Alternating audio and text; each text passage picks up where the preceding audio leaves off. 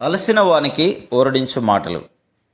సహోదరుడు భక్తి సింగ్ గారి పరిచర్య నుండి సేకరించిన అనుదిన ధ్యానములు. జూన్ 22. యుగముల సమాప్తి యందు తను తానే బలిగా అర్పించుకొనుట వలన పాప నివారణ చేయుటకై ఒక్కసారే ప్రత్యక్షపరచబడెను. హెబ్రీ 9:26.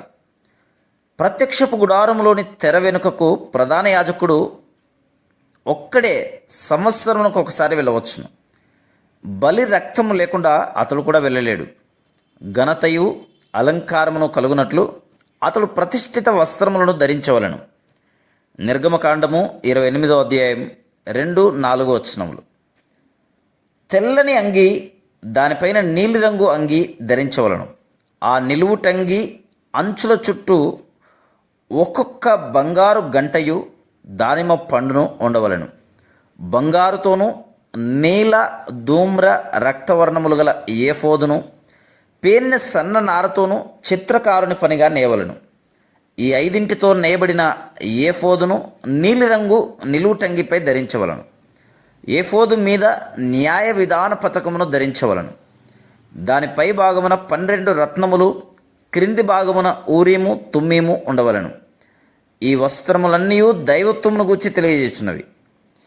అతి పరిశుద్ధ స్థలములోనికి ప్రధాన యాజకుడు ప్రవేశించక ముందు అతడు అలంకారమును ఘనతయు గల వస్త్రములను తీసివేసి వాటికి బదులు తెల్లని వస్త్రములు ధరించవలను. అతడు ప్రజల పక్షంగా దేవుని యొద్దకు బలి రక్తమును తీసుకుని వెళ్ళక మునుపు సామాన్య మానవుని వలె కావాలనని దీని అర్థం. అందువలనే యేసుక్రీస్తు ప్రభు ఈ లోకంలోనికి దేవదూత వలె రాలేదు, ఆయన మానవునిగా వచ్చెను. హెబ్రీ 2:16. మనలో ఒకని వంటి వాడయ్యను. ఆయన కోరిన ఎడల దేవదూత వలె వచ్చి ఉండవచ్చును. ఆయన దూత వలె వచ్చిన ఎడల మన పక్షమున మరణించలేడు. ఎందుచేతనగా దూతలకు మరణం లేదు. అందువలనే దూతలు మానవుని కష్టములను అర్థం చేసుకోలేరు. దయగల నమ్మకమైన మన ప్రధాన యాజకుడు నిమిత్తం యేసుక్రీస్తు ప్రభు మనవలే వచ్చెను. ప్రధాన యాజకుడు తన పక్షమున ప్రజల పక్షమున బలి రక్తమును తీసుకుని అతి పరిశుద్ధ స్థలంలోనికి వెళ్ళవలను. ఇది సంవత్సరమునకు ఒకసారి ప్రాయచిత్తార్థ దినమున జరుగును. ప్రాయచిత్తార్థ దినమున చాలా దూర ప్రాంతముల నుండి ప్రజలు సమకూడుదురు, కానీ వారు ప్రత్యక్ష గుడారంలోనికి ప్రవేశించకూడదు. వారు బయటనే నిలవవలను. బలిగా అర్పించు పశువు తలపై తమ చేతుల నుంచి తమ పాపమునంతయు ఒప్పుకొనవలను. ఆ పశువు యేసు ప్రభువుకు గుర్తుగానున్నది. అది చంపబడిన తర్వాత ప్రధాన యాజకుడు ఆ బలి రక్తమును తీసుకొని తెర వెనుకకు పోయి ఆ రక్తమును మందసం యొక్క కరుణాపీఠంపై చల్లవలను. దైవాగ్ని దిగివచ్చి ఆ రక్తమును దహించివేయును. ఇది పరిశుద్ధ దేవుడు ప్రజల పక్షంగా చేయబడిన బలిని అంగీకరించి వారి పాపములను క్షమించనన్న విషయము తెలియజేయుచున్నది.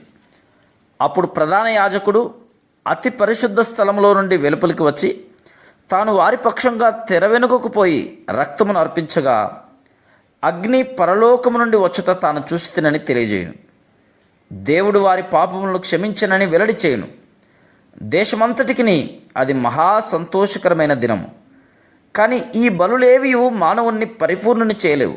ఏలైనగా అవి కేవలం ఛాయారూపకమైనవే. కేవలం యేసు ప్రభు యొక్క బలి అర్పణ మాత్రమే పరిపూర్ణమైనది. తనను తాను అర్పించుకొనుట ద్వారా ఆయన తన యొద్దకు వచ్చువారిని పరిపూర్ణులుగా చేయును.